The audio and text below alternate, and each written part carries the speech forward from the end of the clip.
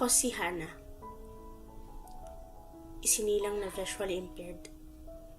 7 buwang gulang lang ako nang ipanganak sa pamamagitan ng cesarean section ng aking nanay. Marami akong pinagdaanan sa buhay. Bulag man ako pero hindi yun naging hadlang para tanggapin ako ng pamilya ko, ng magulang ko. They didn't let me to feel that I'm different. Pinakita nila sa akin na hindi ako naiiba sa mga bata, sa ibang mga batang normal. Paningin lang ang nawala sa akin. Sabi nila, mawalan ka man ng paningin, may talento ka naman. Hindi nga ako makapaniwala. Sa mura kong edad, sa tingin ko mga 4 o 5 taong gulang yata ako nung nadiskubre ko ang sarili ko na may alam sa pagkanta. Nakakatawa dahil ginagawa ko pang beatbox yung pader at gamit yung paa ko, yun yung pinantutugtog ko para kumanta. Hindi ko malilimutan yung first ever song ko, yung Listen.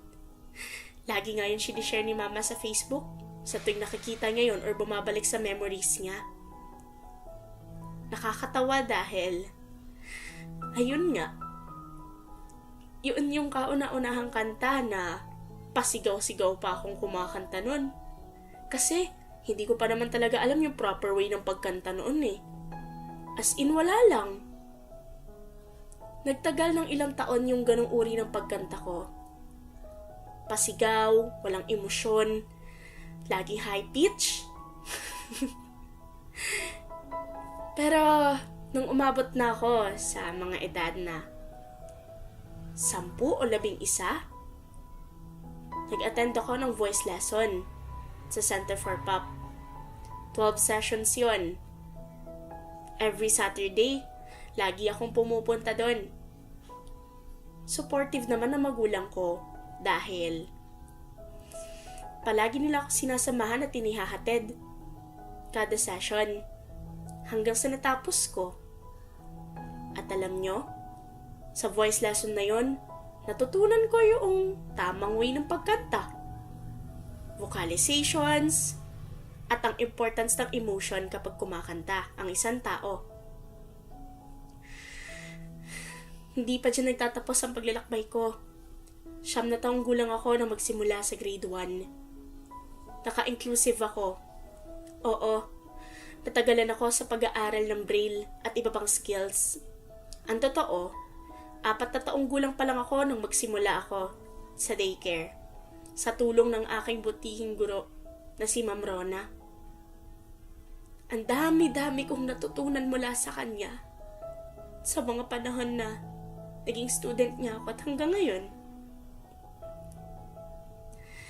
Pagtungtong ko naman ng 12 to 13 years old, ito yung bago mag-COVID. Nagdesisyon akong sumali sa choir sa Carmona Elementary School. Natanggap naman ako doon. Naging miyembro, kumanta. At doon ko mas natutunan ang pagpapalevel up pa sa sarili ko pagdating sa pagkanta. Magmula nga noon, ay natuto akong kumanta ng bukal sa kalooban. Or yung tinatawag nilang sing from the heart. Natutunan ko ring unawain ang kwento sa likod ng bawat awitin para mas maayos kong may interpret kapag ire-record ko na for cover. Mula sa pagtuklas ng lyrics, sa pag-alam ng kwento sa likod nito, at sa emosyong ipinapakita ng mismong singer. Lahat ng yun ay inaaral ko tuwing makakarinig ako ng bagong kanta at makukuha na yung interes ko. Kapag nakuha kasi ng isang kanta yung interes ko, ilalagay ko na kaagad sa cover list. Naka-line up na yon para i-cover ko. Nang magsimula ang COVID-19, hindi ako tumigil sa pagkakaroon ng pangarap sa buhay. Kahit sa pamamagitan ng online class ay nagpatuloy ako. Challenging man yun para sa akin pero hindi ko ininda yun. Kasi alam ko na sa bawat paghihirap, sa bawat challenge, may kapalit na kasiyahan yun. At ako ang pinakamasayang tao sa buong mundo nang graduate ako ng grade 6. Kasi sabi ko sa sarili ko, ito na yun. Ito na yung bunga ng sacrifices and hard work na ginawa ko. At nagsimula ako sa grade 7, online class pa din. Naging challenging lalo yun para sa akin. Pero katulad noon, ang pangarap ko ang naging sandata para lumaban ako. Mula grade 7, 8, at hanggang 9. At hanggang ngayon. Ngayon na nasa ika-4 na taon na ako sa high school or grade 10. Sa wakas, magmo-moving up na ako at magsi-senior high. Sobrang saya lang sa pakiramdam dahil panibagong pagsubok na naman. Nangangarap ako maging isang special education teacher. Oo, gusto ko rin na makabahagi ng karunungan at kaalaman sa mga kagaya ko. Kaya kahit anong mangyari, hindi ako susuko. Lalaban ako dahil alam ko na sa dulo ng pagsubok na pagdadaanan ko, magiging masaya ako, matagumpay. Sa tulong ng mga taong nagmamahal sa akin, mga kaibigan, mga guro, mga magulang, at sa gabay ng Diyos. Ano man ang dumating na pagsubok sa akin, hindi ko yun naatrasan. Dahil para sa akin, pagsubok ang siyang nagpapatatag sa puso, isipan at buhay ng isang tao. Kaya ngayon sa pagse-celebrate ko ng ika-18th birthday ko, na siyang pagtawid ko sa pagiging isang adult, isa itong kaligayahan para sa akin.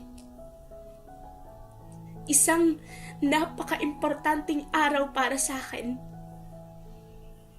Kasi tatawirin ko ni next chapter ng buhay ko. Ngayon pa lang, nagpapasalamat na ako sa lahat ng mga taong nasa tabi ko. Sa lahat ng mga tunay na kaibigan na nandyan. Maraming salamat sa inyo. Kayong lahat ang nagiging lakas ko para magpatuloy ako sa pamilya ko, sa aking mga guro. Maraming salamat. Hindi ko kakalimutan ang lahat ng itinuro ninyo para sa akin. Lahat ng kabutihan na ipinakita nyo sa akin. Lahat ng mahalagang aral na natutunan ko. Hindi ko makakalimutan yon.